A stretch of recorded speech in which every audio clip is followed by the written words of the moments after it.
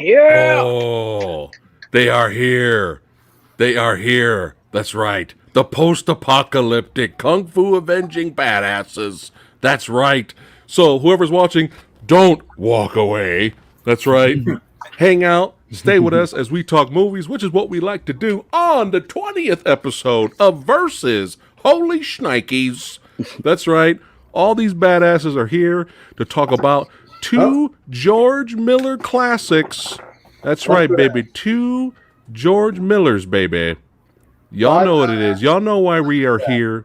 You know what I'm saying? We are here to talk about two of the best in his filmography. Happy Feet, y'all. That's why we are here. Here to talk about some Happy Feet 1 and 2, brother. That's what we're doing today. Versus. What about Babe? Hey.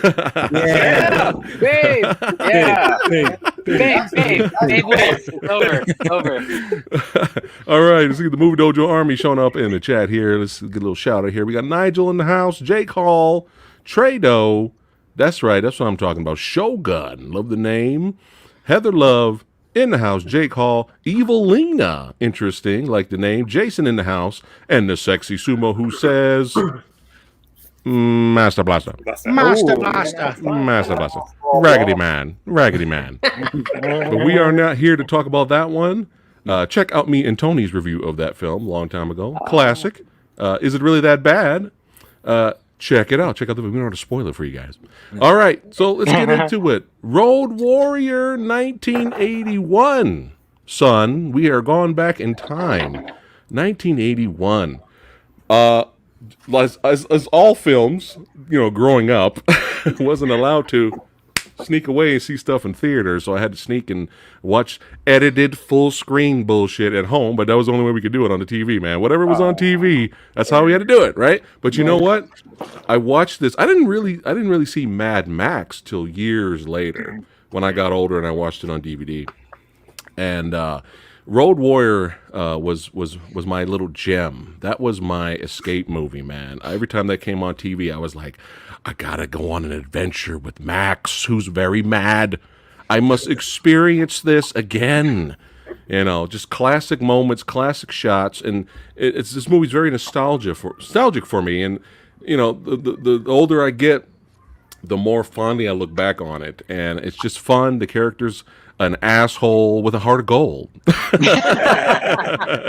And you notice every single movie he's that way, you know, except for the first movie. The first movie he just became a vigilante in the last 5 minutes before it ended.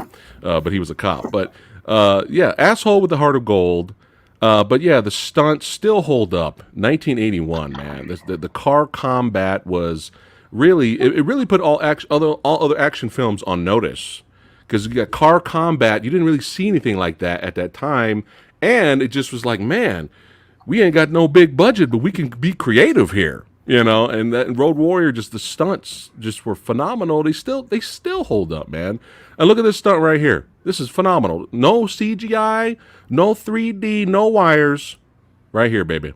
And that's the wrong clip. I'm sorry.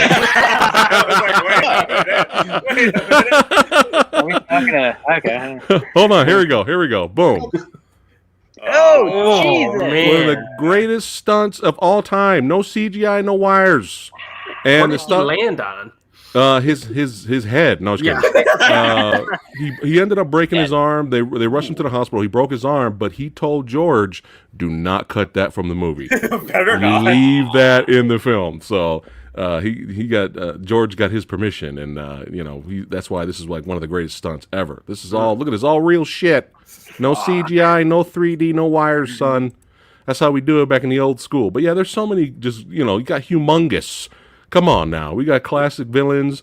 I absolutely love Vernon Wells in this. He is a fucking psycho. Look at this guy. Yeah.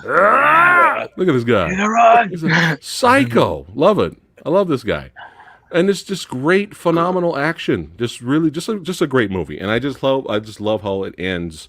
And the camera pulls away as Max stands there in the middle of the road, beat up and battered, and the mist and smoke is going by. And we never seen Max ever again.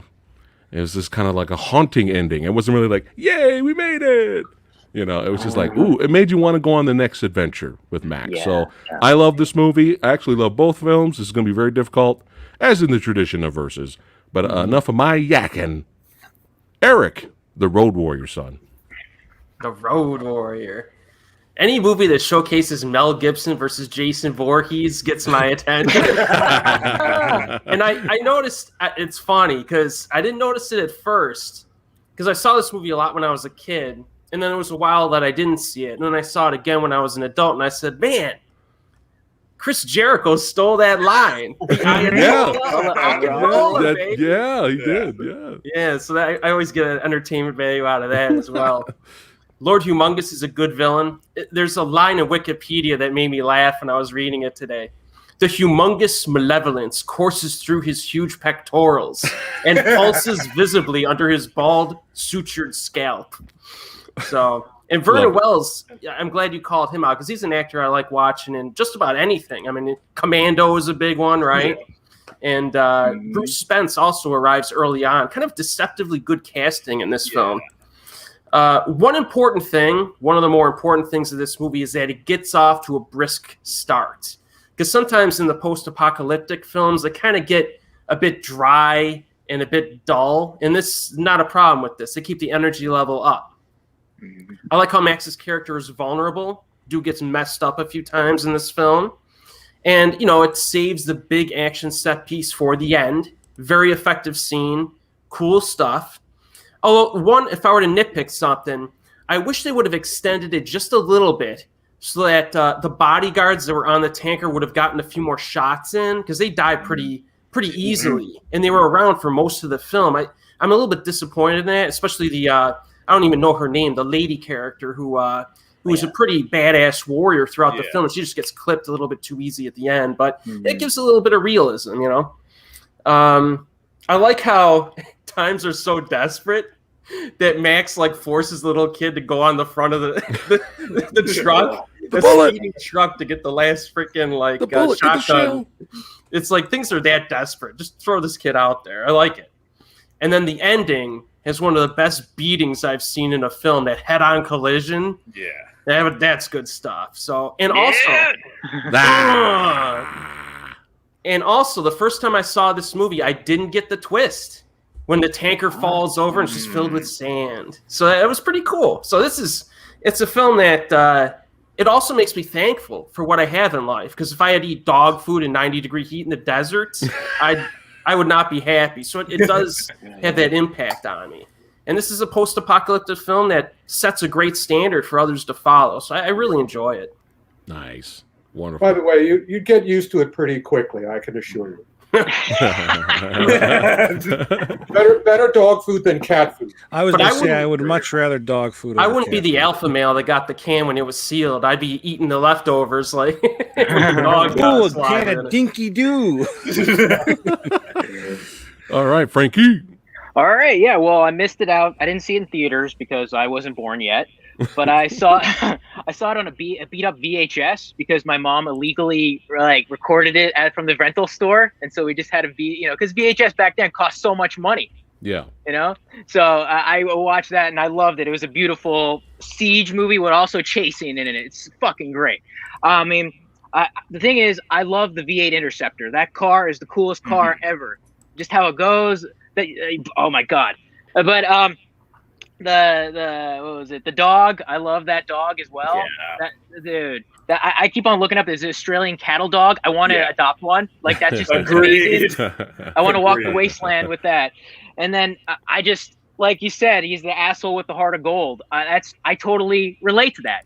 I don't know what the heart of gold though, but I mean, this guy.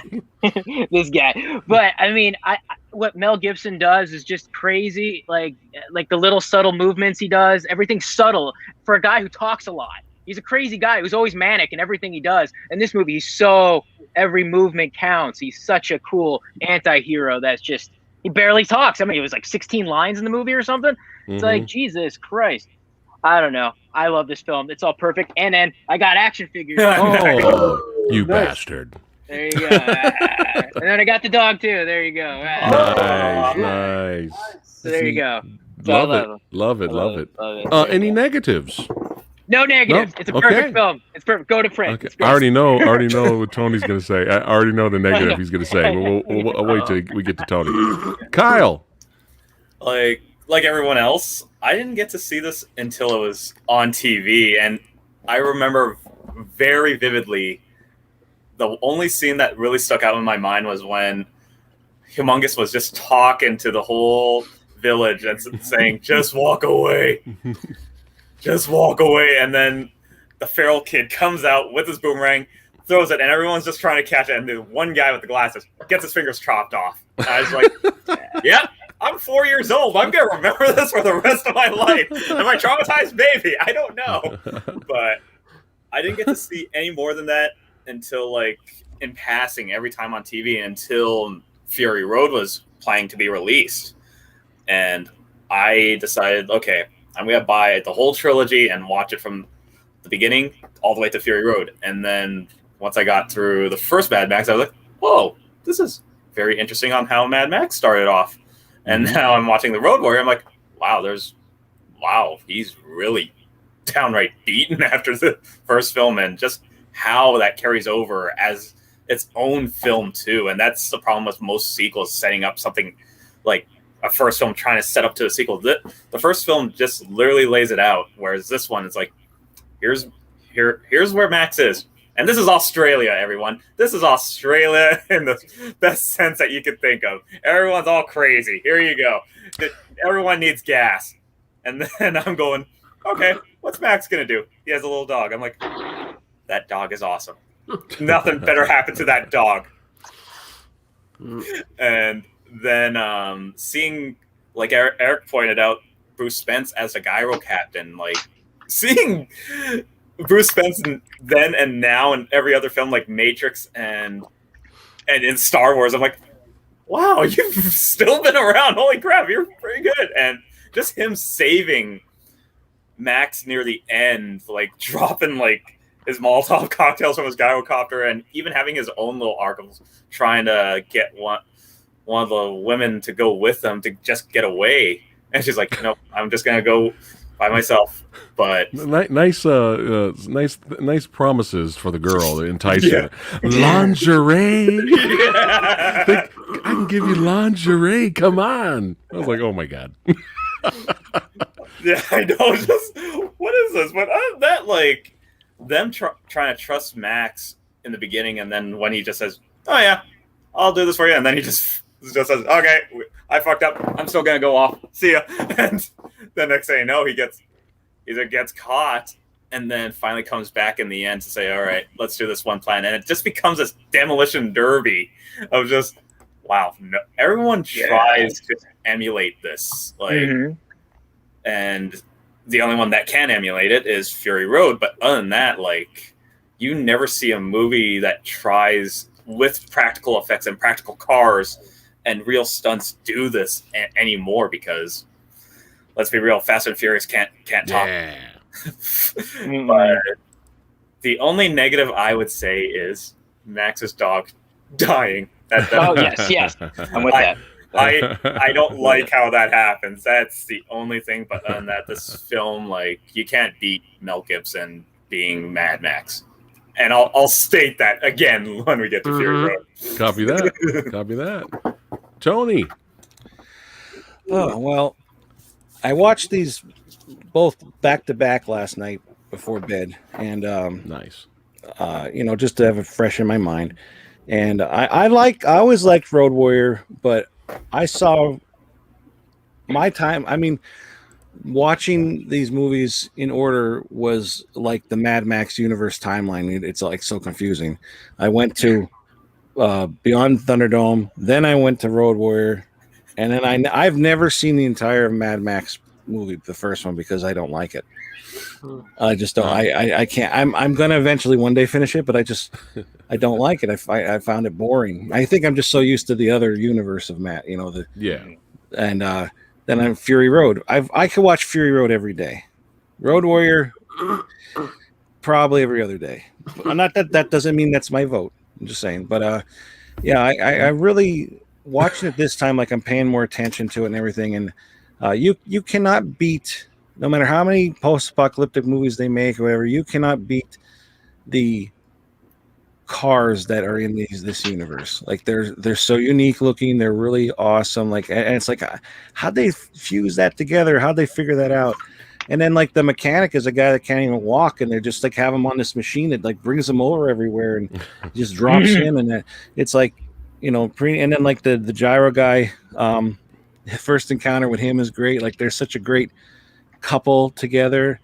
And again, with him trying to seduce that girl to go with him, obviously they're slim pickings, especially with those teeth. First thing he does is smile at her, and she's just like, hi, like it's slim pickings in the apocalypse, but it's a cool story. I mean, them trying to get that tanker out, and then like just Humongous, and Humongous kind of seems like a calm kind of guy. Like, maybe you could negotiate with him. I felt bad because his gang is like all over the place, and you just hear him talking. It's like, it'd be like me trying to talk to my kids, like, all right, now come on, settle down. And then like if you just hear him talking, just it's like nobody's listening to him. It's like, my children, my walk, and then and you could totally tell who's the good guys and the bad guys. Like, because they're all dressed up in white, and like they're I don't know the word, like they're clean, and then the bad guys are just like picking off everything. And like, I like too how like the gas shortage where it's like the vehicle crashes and they go over and grab the gasoline and everything. Like, it just, and also from this movie to Fury Road, which again, the timeline and everything is like all wonky, but like, you could still see grass and there's the road and all that. And then when you get to Fury Road, it's like just desert and like, nothing. It's like makes you think. No, Fury Road, Tony, that's supposed to be before Thunderdome? I don't know. I've read a bunch of things on there, and I think it doesn't feel like a prequel to me, but I think it's supposed to be way later. It's way later. Yeah, way later. I don't know. It's just it makes more sense that it's way later. It's weird. Even on HBO Max, when I rewatched it, it said the prequel. I was like, really? It doesn't really fit. Yeah, it's weird. It's a prequel to Furiosa. It's not the prequel to the Yeah, I don't know. It's weird. There's like a bunch of fandom out there and stuff. There's even, I read a thing about how pre Mad Max 2, where it was like that Papa guy, how he ran this company and that's where the oil or the tanker comes from and all that. And then like Humongous was like in the like military, and then like, of course, what's his name, Vernon Wells was also like in the military, and that's why he is the way he is. And that, like, I don't know if it's fandom or if it's like another idea, but it's kind of cool. It adds to like, oh yeah, I could see that happening. Vernon Wells also recently at conventions he's been dressed up like his character in this. That's pretty cool. Nice. But and to be honest, the first time I ever saw his character was Weird Science. Yes, agreed. With the gun, so good. But yeah, it's a great movie. I love it. I think the negative I would say is Humongous dying pretty simple. Like, it was pretty easy. I wish I would like to have seen him fight Max more or something like that. I think a collision was a little too easy. Or maybe more of a shootout back and forth or something. Yeah. But I mean, I like the movie. I like it a lot more now than I used to. Nice, you know? Nice. So, I thought your negative was going to be the kid. No, I actually like the kid. I know that's what you were thinking, but no, I like the kid. All right. Yeah. And I like the narrative. I like how he tells about how he became like the great chief of the North. Yeah. It makes me wonder, like, it's just so much. And then George has like 2 more movies in mind. Yeah. For this was supposed to come out. Well, Fury Road was supposed. I'll get to that later. That was Okay. supposed to come out way sooner than it did. Oh, really? Yeah. Okay, I didn't know that. Interesting. How soon? You could say now. How sooner do you know? I don't know. It was then the Twin Towers happened, so things go. Oh. And then Mel Gibson ran his mouth about things, so Oh yeah. Right. Yeah. Huh. Interesting. So yeah. It went All through right. development hell for quite some time. Yeah. All right, Rick. Well, as usual, I will read from the book of Rick. Yeah. It's, Preach. films. The Mad Max, it was called Mad Max in Australia, and it came out in 1981. It was called Road Warrior here. It came in America, I should say, not on the internet.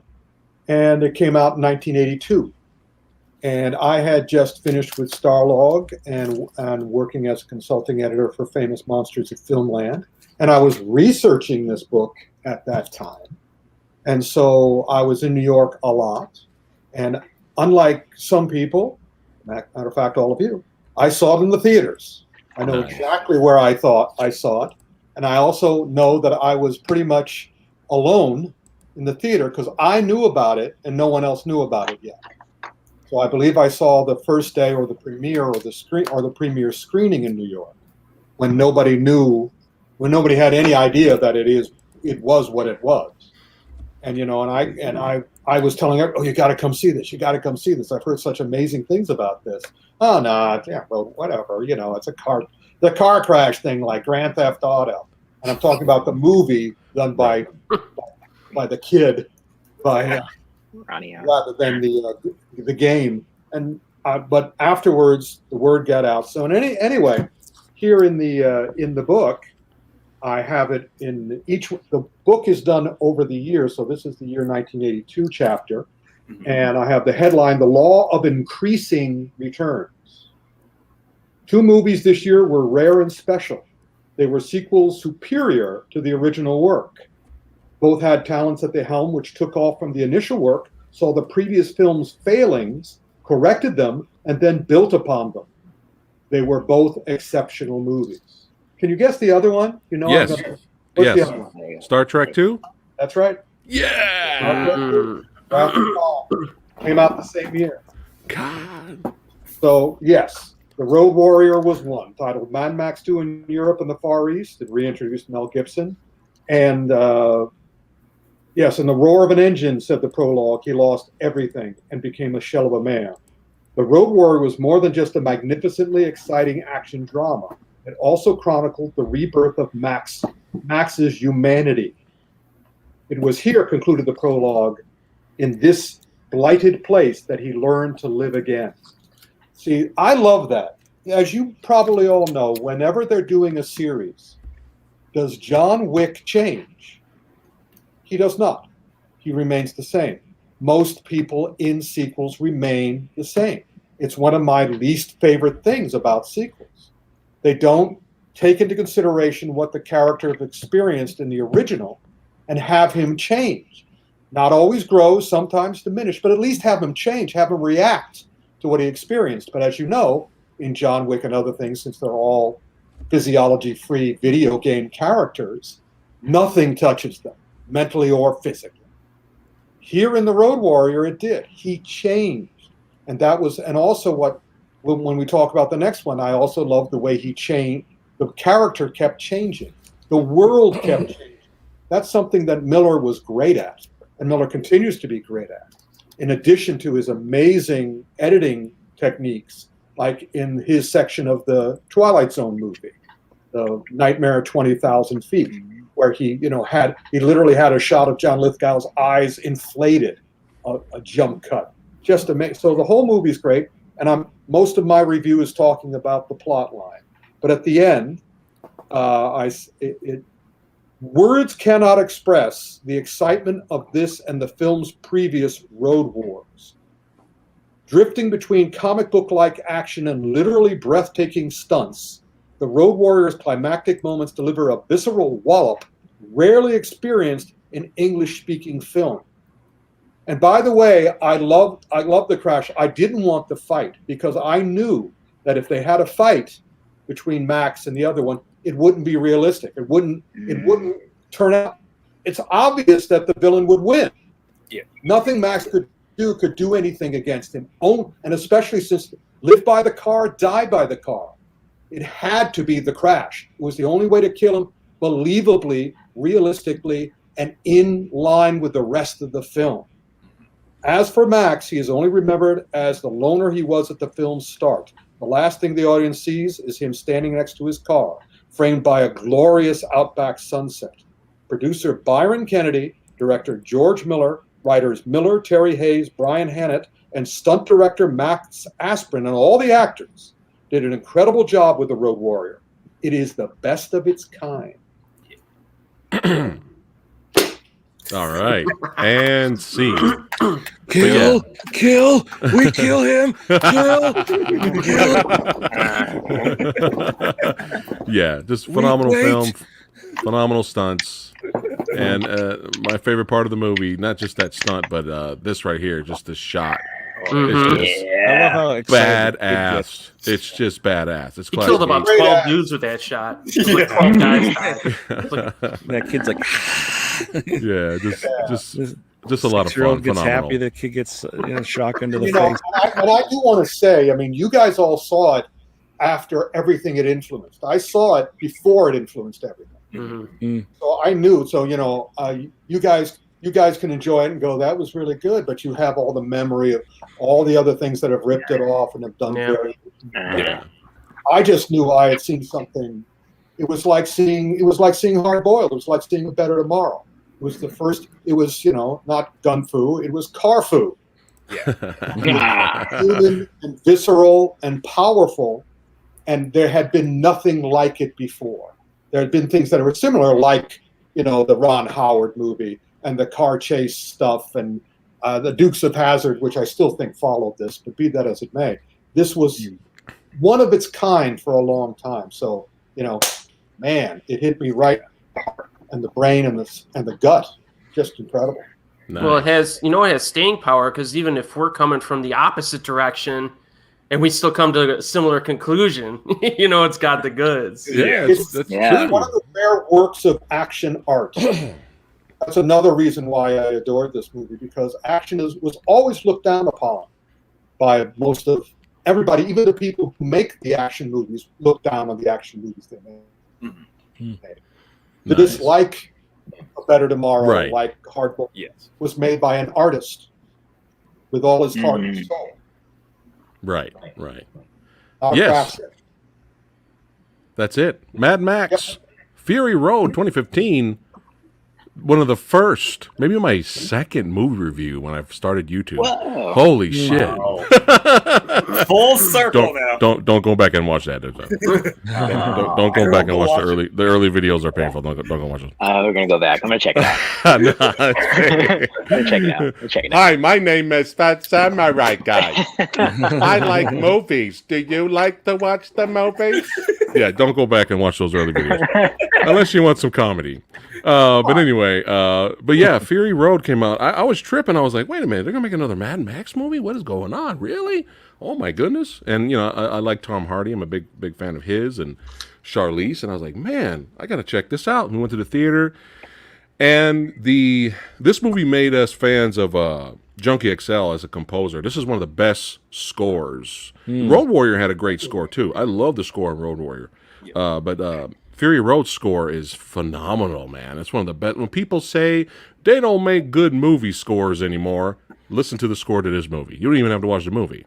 This is adrenaline pumping, flamethrower guitar playing, drums. I mean, come on now. Like everything is in this soundtrack. But yeah, we became fans of Junkie XL. But I remember it being in the theater, watching it, and after the big, huge first action set piece, the first big, huge one with the tornado and everything and all that stuff, as soon as it ended, you could hear the people in the audience take a breath.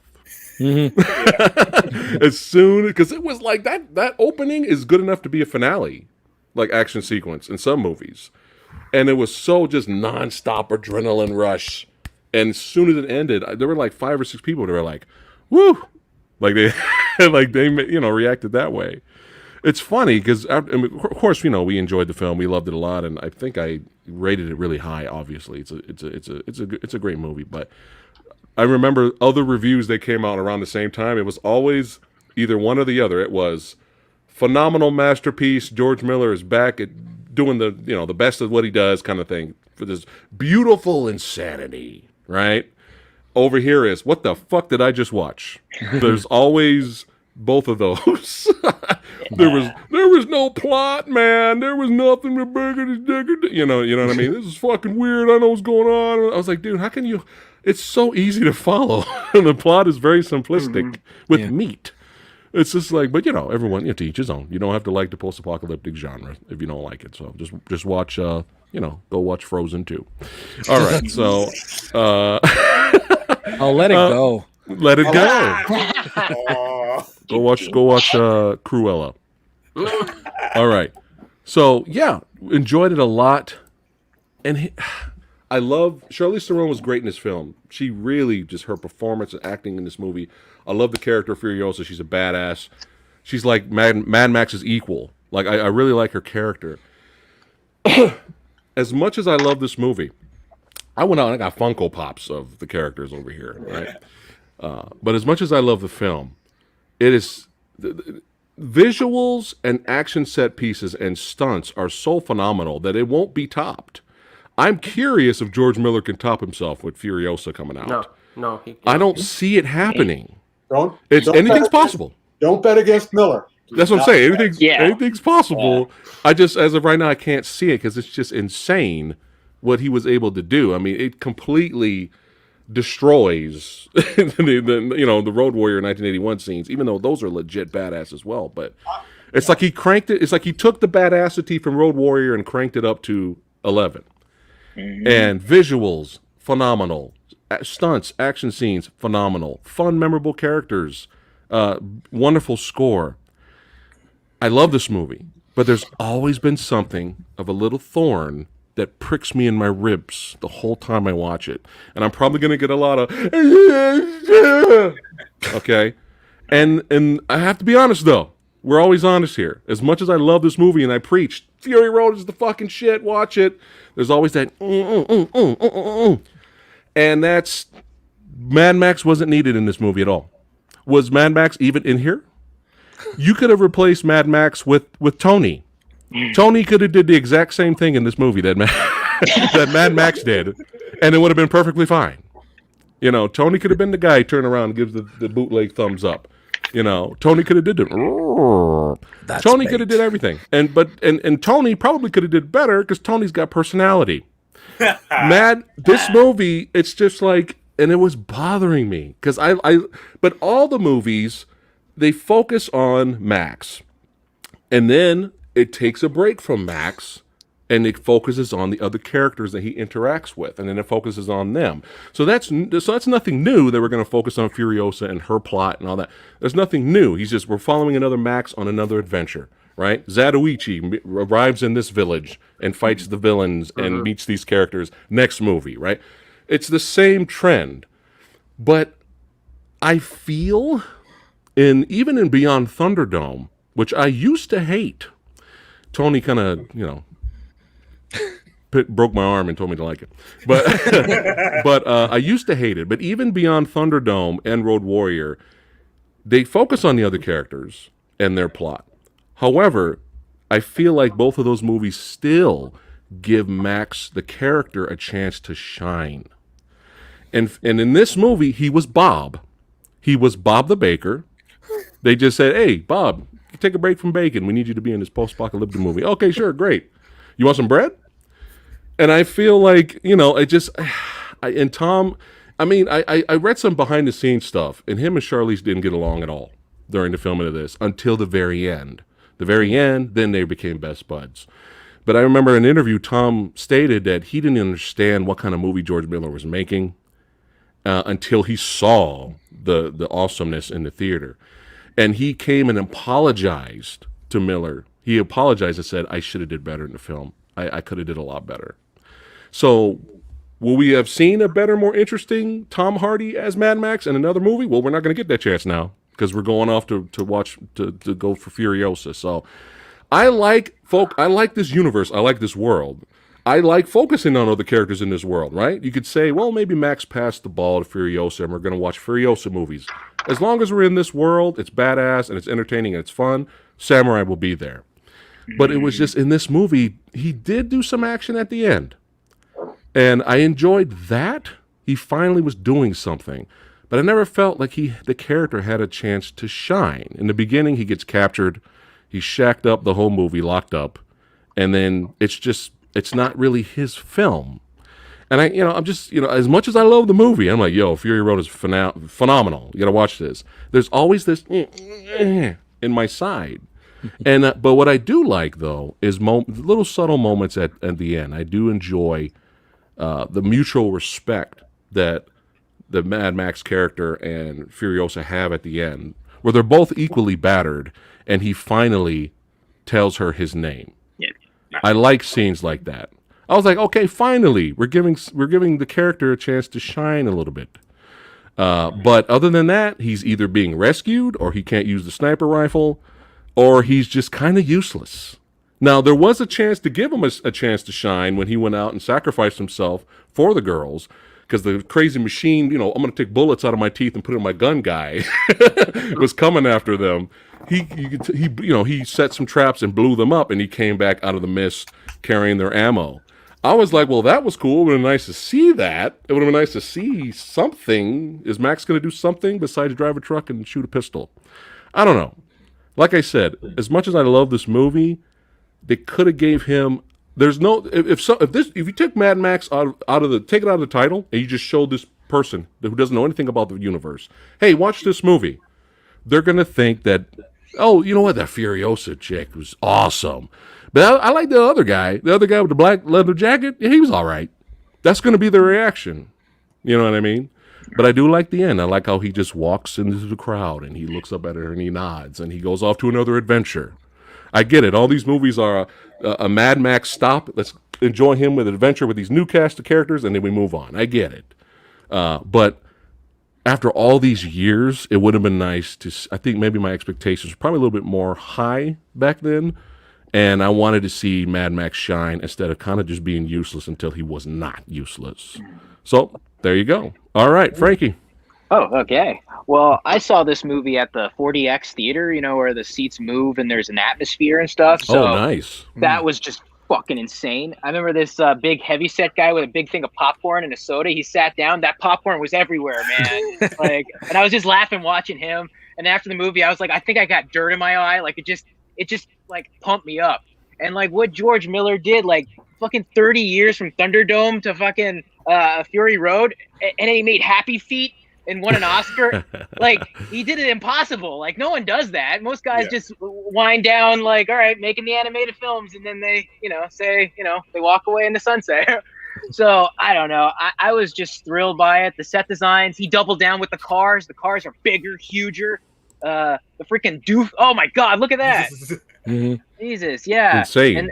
And then the doof warrior with the music with Junkie XL play.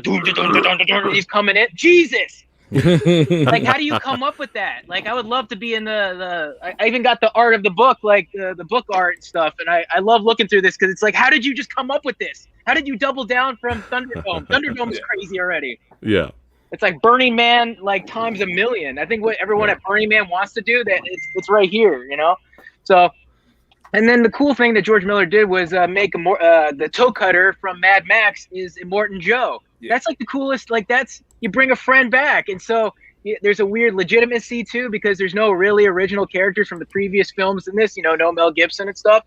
So. And then also Nicholas Hoult, right? About a boy guy and stuff. A Beast. His character arc is so cool, from being a war boy that just wants to be out there to his untimely death, but he sacrificed himself to be, shiny and chrome. It's all about Barry and Larry, son. Yeah. Oh yeah, there. me mates. Right. Yeah, sorry. Yes. Yes. Yeah, sorry. Right there. Yeah. But Charlize Theron is great, and then Tom Hardy. that's such a hard task that he got. He did it. He did the job, but like what you said, yeah, it is the problem with the film. It is like Mad Max, co-starring Mad Max or featuring. It's Bob the Baker, yeah. Yeah, because I think it might have worked if you just had an old Mel Gibson as Max, maybe. Like he could just be a kind of guide for Furiosa, maybe. Like I thought that could work a little bit better than a young Tom Hardy that looks like, wait, aren't I the hero of this film through the whole movie? He kind of has this look of like, should I be doing these things? But okay, all right, it's a woman's world and stuff. So, I mean, it's an awesome film. It's crazy. It's fun. Love it. Love it. You gotta love the War Boys, man. They're like the post-apocalyptic Vikings, man. Yeah. Valhalla, witness me. Jump. All right, Eric. Yeah, George Miller doing this late in his career almost kind of reminds me of Kinji Fukasaku when he directed Battle Royal. Just a veteran who comes in and just has this reinvigorating kind of energy to this film. And it's just like, somebody gave him $150 million, said, okay, just go out in the desert. We'll see you when you get back. Like when I watch this film, it feels like a film from a visionary director. And I really like films like this. It makes it kind of special. I read somewhere that they constructed like 150 vehicles just for the film. Actual vehicles that worked. And they destroyed like half of them. There's little tiny small gripes throughout the film, real little things. They don't really move the needle much, but those little dream sequences with the little girl I thought were a little odd. But the pacing is just relentless. But the thing with an action movie that's this relentless is you need to have enough creativity and you need to mix it up enough, because otherwise it could just get monotonous. And you're just like looking at your watch the whole time. And they do a good job of that. I mean, even like I like obviously the car designs we mentioned, but I like the ones that look like they're like hedgehogs or porcupines. Yeah. One of them has a backhoe on it. Like this is great. I will say that the sandstorm scene, a little bit cartoonish, a little bit on the cartoonish side in that scene. Another tiny minor gripe. Although, if you think about the actual design, and the creativity is not just in the vehicle designs, it's in the actual action design. So, give an example, right? So, the chase scene in the middle with the bikers, the front of the rig catches fire. Oh, no, you're in trouble. Oh, well, a normal movie, go out and dump some water on it or get a fire extinguisher or something, But no, she drops the thing down and kicks the sand up to extinguish the fire. And I was like, wow, that's pretty, they put cool. some thought into this stuff. Scenes like that really, it impresses me. The score, yes, it's great. The Brothers in Arms track is my favorite. If I listen to that when I'm in my car, it's trouble, so I can't listen to that. The nighttime scenes, I like the blue color scheme of the nighttime scenes. It mixes it up from the daytime stuff. And then another tiny little gripe, Nicholas Holt's character, Nooks, right? Mm-hmm. His character turn was maybe a little bit abrupt for me. It felt like his whole life he was pre-programmed to be like this fanatic. And I know he did experience like a pretty, I guess, awakening experience in the film, but still I felt like it maybe a little bit too neat on that, where he made that turn. And then, and then this type of storytelling, all right? I like this type of storytelling because it's visual. You know what I mean? You didn't have to have Max and Furiosa sit in the truck and have a 20-minute conversation about, okay, I know we're enemies, but listen, we have this situation, and if we work together, we can really, you know what I mean? You got to have like that. No. Mediocre. Yeah. Yes. we're moving here, babe. You learn about the characters and their relationships during the action, and I really like that. It streamlines everything really nicely. So, yeah, this movie's pretty fantastic. I approve. All right. Kyle. So I gotta come at this in a filmmaker aspect, because once I finished watching the original trilogy, I went to the theaters with my two friends to see this in 3D in the theaters. I remember watching it in theaters, and I just sat there and walked out just going, I don't know if I loved it or hated it. And I did not understand why. Like, it wasn't even that. It was like I had to literally watch so many YouTube videos to help me understand, did I like it Did I love it or did I hate it? And it was like, why is it? And then from the filmmaker's standpoint, this happened. This says, here's why you have this ideal or this problem, and here's why. Did you ever notice that the framing of this film was always in center frame? And I was like, because all the action's in center frame, all the characters are in center frame, but you're seeing everything happen in center frame. And I was like, and because when I started watching it, I kept trying to follow the action, going like, because all the movies before this film at the start of 2000, even after Bourne came out, everything, your eyes would just go like this because of the shitty editing, the shitty camera work. Everything just was shit. When this film, I was just trying to go like this, but then I was just like, wait, my head's not moving. What the hell? And I was like, oh. And this video that explained it, like everything was in center frame. That's why your eyes are and your head's not turning so many times. And I just said, okay, I can appreciate that. Now let's look at everything else. Let's look at the color scheme. Let's look at this. And I just sat there just like appreciating the film. Like, okay, this is just basic storytelling and visual medium. And that's from my filmmaker's perspective of just like, yeah, this film, I love it for being that perspective. As for the movie itself, like, again, I don't want to talk about what the same gripes as we said, like, Max just takes a backseat. Seeing this film at the time, seeing Toe Cutter come back as Immortan Joe, that was a cool thing to see, like him take on this kind of big tyrannical leader of this whole area, and just even the water, and everyone's just like at his feet, go like, just give us the water, please give us this. And he's like, there you go, bye. And then next thing you know, once he finds out all his lies are gone. And the thing was, when I really saw it and knowing about how women should be portrayed in film, the fact was all the women had a role in a sense, just not just, okay, we're just going to be the damsel in distress, we're just going to wait for someone to save us. No, each one actually had a purpose. Like Zoe Kravitz's character, capable, she took the second when like Jason Statham's wife's like looking at the sniper rifle, she's like, give me that, and then just starts loading it. And she's like, shit, it's not loading. And then for a second there, she's automatically just learning how the weapon goes. Abby Lee's the dag. She has like a mouth on her in the film, but at the same time, that shows how much of a character she is, just knowing that she's a more opinionated one and more hopeful in a sense too. Whereas everyone else is like, we don't know if we should go back or anything else. And when she meets the Keeper of the Seeds, she actually sees like, oh, there is a way that we could build the world back up, compared to Jason Statham's wife in the film, where she's like, this is what happened to the world. Who killed it?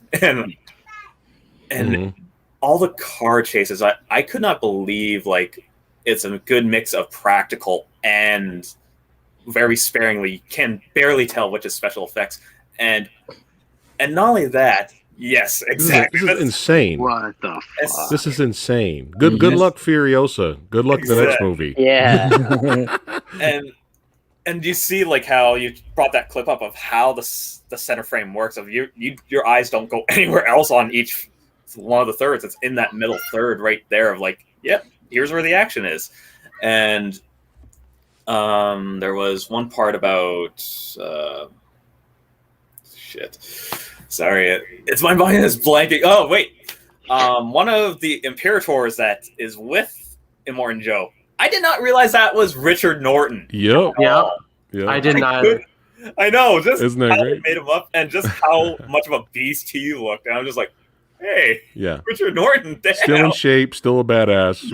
We talked about him when he was on the show here. Yeah. I was And like, that's- he's hilarious. It's awesome to see like all these actors come together to make something, even though, yes, like as you mentioned, Samurai, like everyone was just miserable filming a long road trip film, but once it comes together in the end, it's beautifully done. And I actually, when I didn't get the Blu-ray once it came out, I had to really search for this because they mentioned about the black and chrome edition.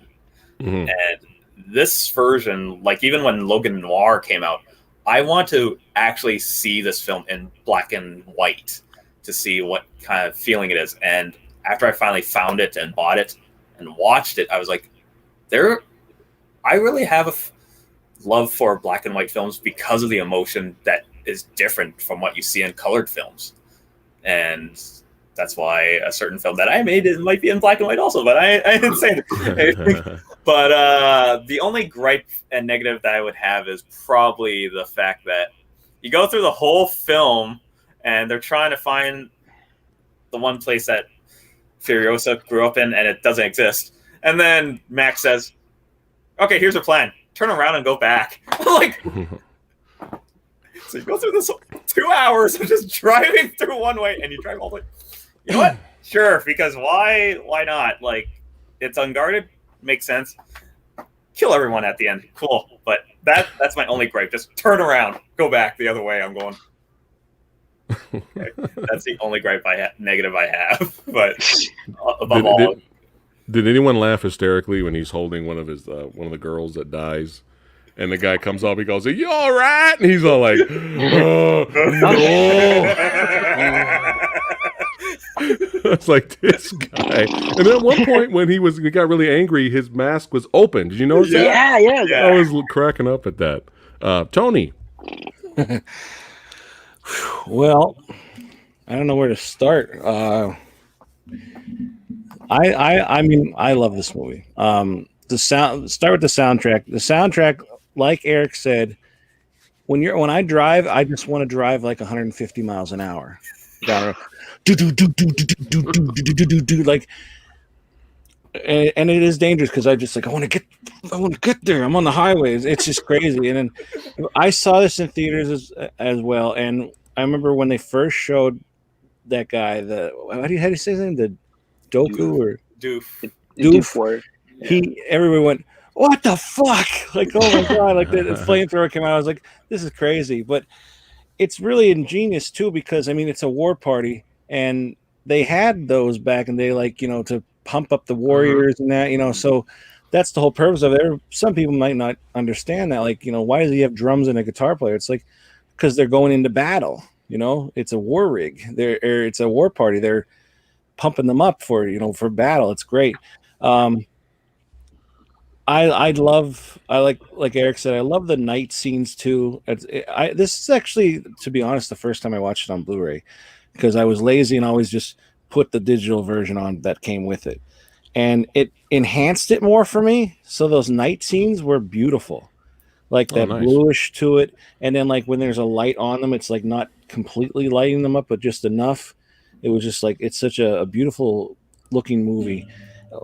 And then the like it's just like everything's just dust and dirt, and like you have Moten Joe, and then you got the Bullet Farm, and then hearing them talk about like today we're going to Gas Town, we're hauling Aqua Cola and all that kind of stuff. It's like, and if you put captions on, you could see like more what they're saying, obviously, but like it's like funny the things you miss. I love it's adrenaline pumping movie. I love it. I say about like the whole, like Samurai said about Max, I kind of look at it, I agree, with you that like maybe he's a little useless, but I kind of look at it as like he needs to earn his place as Max, and that's why finally at the end he says, I'm Max. Like okay, now maybe we can, after all that shit, we can appreciate this is Max now. So you're saying this is the Casino Royale of Mad Max movies? I have no idea. I've never seen it. Road Trip 4. Okay. You could also argue too, like this is just another driving across while everybody's chasing you, but I don't care. Like I love that. One thing I don't really like too much is how they speed things up. What's that process called? I know I think Samurai told me before, like when they're chasing him in the beginning. Is it undercranking, Rick? Undercranking. Yeah. Undercranking. Okay. I'm not sure if I like that or not. At times it works, but then like I notice it too much, and it's just like it's weird. I don't like that they killed the car right away. They always kill the car and then rebuild it. Kill the car, rebuild it. But it's a very awesome car. I like him as Max. I like that he doesn't talk much. I like right in the beginning when they show that like the double-headed lizard and he just like steps on it, kicks it up, and he's eating it. The thing with the kids, we're seeing everybody. It's like Mad Max is kind of like a Conan the Barbarian. It's like you can like just make story after story about him, or like James Bond. They could always just replace him with somebody else, and there's just story after story. And I think they have like he's just been doing this for so long and trying to save so many people, he can't save everybody. So that just things haunting him that maybe we didn't get to see, but it happens. But yeah. Yeah, I just really like the movie, and watching this back to back is really making me like. I thought this was like I know what my answer is, but watching them back to back and hearing everybody, it's like I'm still not 100% on which one, because I really love Fury Road, but Road Warrior is really good, but none of them beat Beyond Thunderdome for me. Well, you're nostalgic for that, so that's awesome. All right, Kung Fu Santa, Rick. Well, my first novel, I ghost wrote 3 books in the Destroyer series. And at the beginning of that series, not in one of my books, in one of the original authors' books, Richard Sapier and Warren Murphy, if you know the Destroyer, I mean, they made the movie Remo Williams, The Adventure Begins and ends immediately. But the books themselves were satires of, like, The Executioner, the other action book. And at the beginning, in one of the first books, Remo Williams, who has been trained in the sun source of all martial arts, Sinan Ju, to go outside the Constitution to protect the Constitution, but basically he's a glorified killer. He's a hitman that the president sends after people.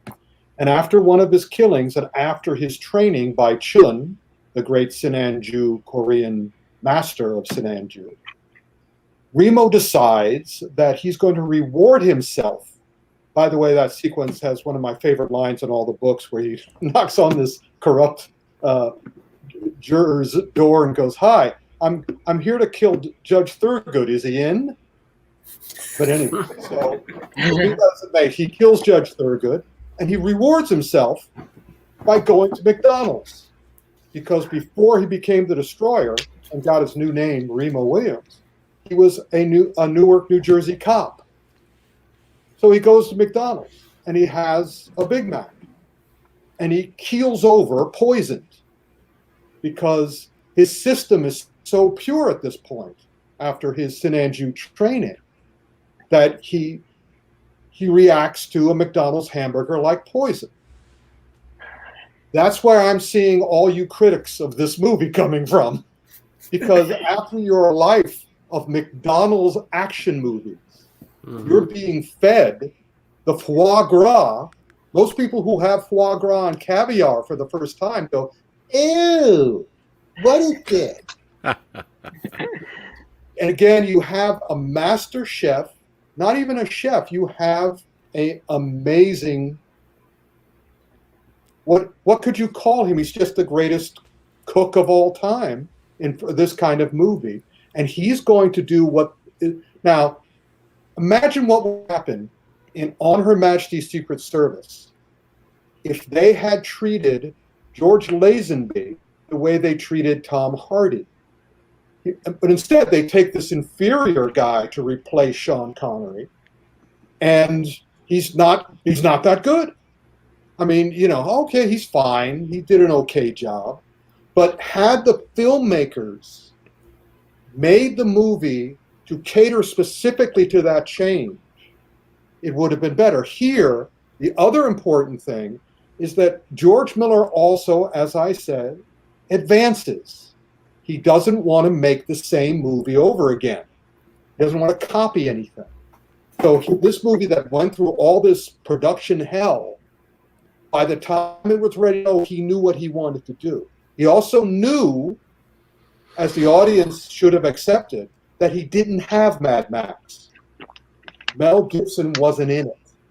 That's not that Mad Max. There's some rumors at the beginning of this that at the beginning of the movie, Tom Hardy is not Mad Max. He's not playing that character. He's an imprisoned character who by the end takes on the mantle of Max. Interesting. He becomes Max, but he didn't start as Max. He started as a prisoner, which is also very important. It was a little niggling because it was important for Miller to put you in Furiosa's place, to make you understand what it was like to have been a woman all those years. So he starts Max as a prisoner who spends the whole movie escaping his bondage. And only at the end, when he has felt that he has justified his existence and he's worth, to have that mask on that whole time, it's just this glorious visual metaphor.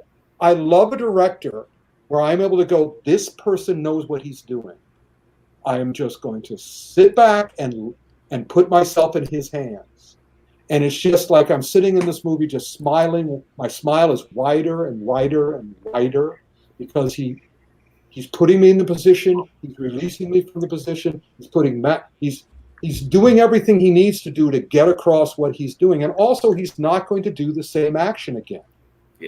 Everything in this movie has a meaning. Everything has subtext and subtext below the subtext. What was the other stuff I wanted to... he must be imprisoned. Max and the audience have to be imprisoned. That's what was... For you to be getting that needle, Phat, is just like perfect. Everything everybody criticized about any of you, that's what Miller was intending to do, to make you uncomfortable, to make you wonder and question. Because he's not going to feed you pablum. He's feeding you foie gras. And you got to take it. And also the same thing for anything he does next. How can he top this? He can top this by not doing the same fucking thing over again. Exactly. Progressing. And also you noticed, I think it was you, Tony, who noticed, and maybe some of the other noticed too, that the world was different. It wasn't the world that we left 30 years ago. It's the world your children are going to inherit 30 years from now. Yeah. When the heat, everything in the world is going to become a desert because of the raising of the temperature. So it's just like, again, I'm just sitting here going, I'm in the presence of a genius. The guy who not only did these movies, but did Happy Feet, did Babe, Pig in the City. This guy, I am very happy that I didn't meet him because I could have worshipped Richard Levy and other people I've met. And Miller, I just would have fallen to my knees and said, your sock, I'll kiss anything. I hope you don't ever meet him naked. And he always takes his time. He's not doing this stuff for his career. He's not trying to please you. He's trying to please him. And he's doing stuff that's challenging. And also, as you know, I love kung fu movies where I can see the fights over and over again and pick up something new each time. And that's true of both Mad Max and Fury Road and Road Warrior. Although Road Warrior was near the beginning of his career, this is him as an elder statement. This is everything I've learned. This is how I've learned to make action. And this action has, again, unlike virtually 99.99% of all action movies where the action only exists to fill or kill time, everything in this movie is meant to. I was in this movie. I would have loved to have seen it at the 4D place because every other action movie I've seen outside of Mission Impossible, Fallout, and Avengers Endgame, I just sit there like this, occasionally looking at my waiting for the action to finish. But during this movie,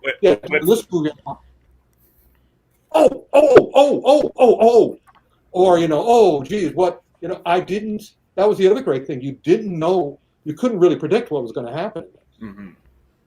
This is just, again, you're in the hands of an artist, not a craftsman, and a great artist.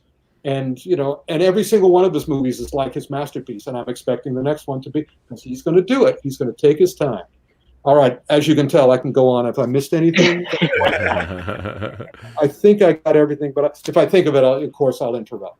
But yeah, I'm in a very difficult position too with you guys, which is what I love about these kind of episodes. Versus. Man, you brought up a really good point, Rick. Because if they just imagine, this is just for me. This is just me. Yeah. If it was just called Fury Road, and we didn't see Max get captured, it opens with him in prison. And then the whole movie is the exact same movie, and he says his name is Max at the end. I would have lost my shit in the theater. I would be like, oh my God. I believe that Miller didn't want it to be called Mad Max. Of course, it was the studio that insisted it become part of the brand. Because I would have lost it. Yeah. He would have he made it as if it wasn't titled that. He made it as if it was titled Fury. All right, copy that. Anything else before we get ready to vote? Boom, boom. Who am I going to vote for? Samurai's going first this time, baby. Oh, yeah, I'm going first. And you know why I'm going first? Oh, why? Because I know it's going to lose, and I'm going to show some love. I love Fury Road, but I'm going old school. I always think of Little Samurai sitting on the couch with a little bologna sandwich, maybe a little bit of bowl of cereal on the side there, and watching Road Warriors. So I'm going to show no dog food. That was for later. But yeah, Fury Road is I can't argue against it. Fury Road is a cinematic masterpiece. I do love it, despite the needle in my rib the whole movie. But other than that, I'm going old school, baby. Nostalgic for Road Warrior. That's my pick. Frankie. Oh, yes. Well, I love Rick's speech. That was amazing about God. I love that. But I mean, they're both great films, but I have to go with Road Warrior because I have to go with Road Warrior. No way! Get out of here, dude. You say this every week. You say that I'm going. Yeah. We all wind up voting with you. So. Yeah. Okay. Seriously? Yes. No way. I have action figure. I mean, that's my deal, man. I love It, stunned. Fury Road's amazing, but you can't have Fury Road without Road Warrior, okay? So there you go. Wow. I am completely stunned. I thought I was alone today. All right. Holy shit, Chad. I'm with you, brother. All right, brother. All right. Holy shit, Chad. You see what's happening right now? This is what Versus is all about. All right. Eric. Before I vote, if anyone has not had foie gras on a hamburger, it's delicious. I'm voting for Fury Road in terms of pure entertainment value. Okay. Love it. All right. Awesome. He is stalking it. That's why.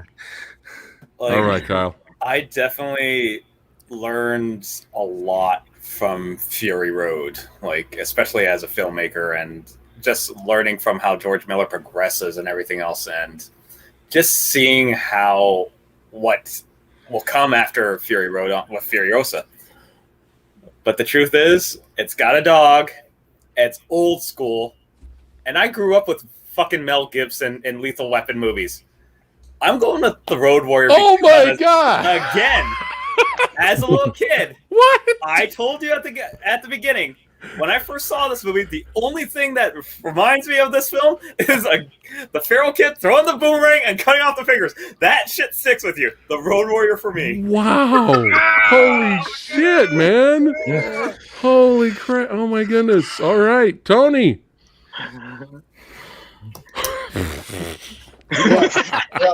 What a twist! Well, if I had to choose, which I do, Beyond Thunderdome. Master Blaster. I don't know. I don't want to get into it. I won't shut up. Hold on. We got the Kung Fu Genius watching. Hey, Alex, you should be in here. Next time, my friend. It doesn't have to be Kung Fu for you to be here, my friend. You're a movie fan. Come on. We'll get to Kung Fu soon. Yeah. But he's worthy to join us, but it's all right. I just want to give him a shout out. All right, Tony. I think because I I've watched it so many times, and I could put it on right now, and I'm going to go with Fury Road. All right. Going to Valhalla, son. I love it. I didn't say before. I love Nux's character development too. I love his, how he was Beast, and what's his name? His pole guy was also in X-Men First Class and all that.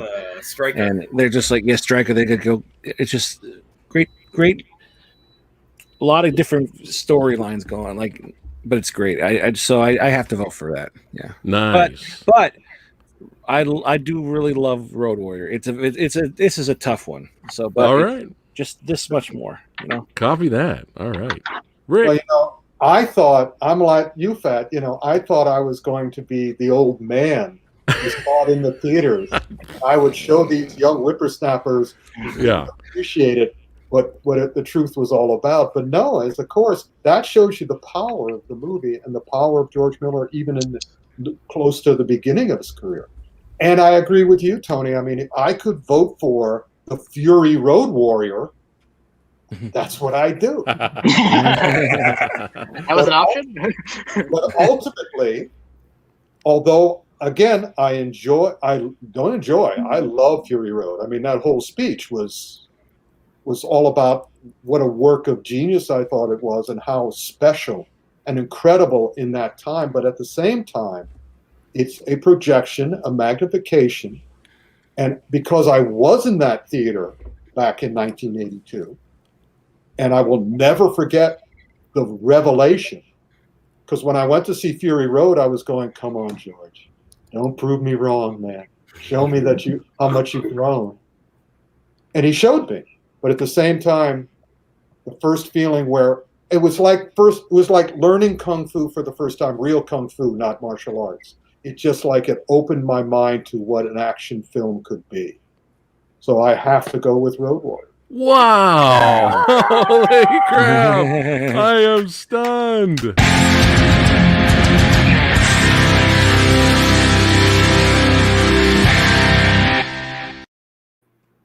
Yeah, baby. Wow! Oh man, you gotta love versus. We all win, though. That's true. Yeah. That's Yes, true. all winning. That's true. And this is what versus is all about. You never know, baby.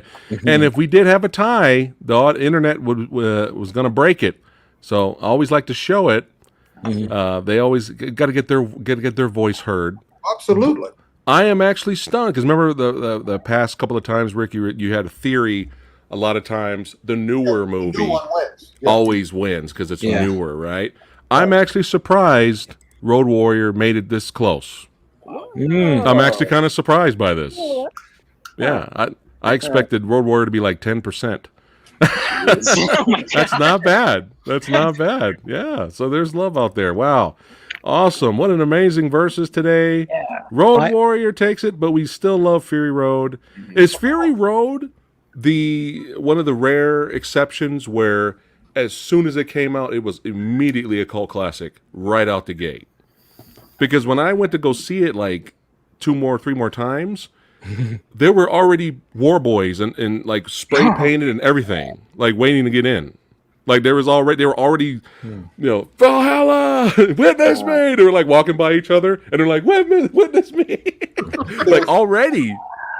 If there's one thing I've learned from more than 45 years of writing books about movies, magazine articles about movies, and now movies, I've learned that the audience is always right. They do not know why sometimes they don't know why they love something, but they respond to great artistry.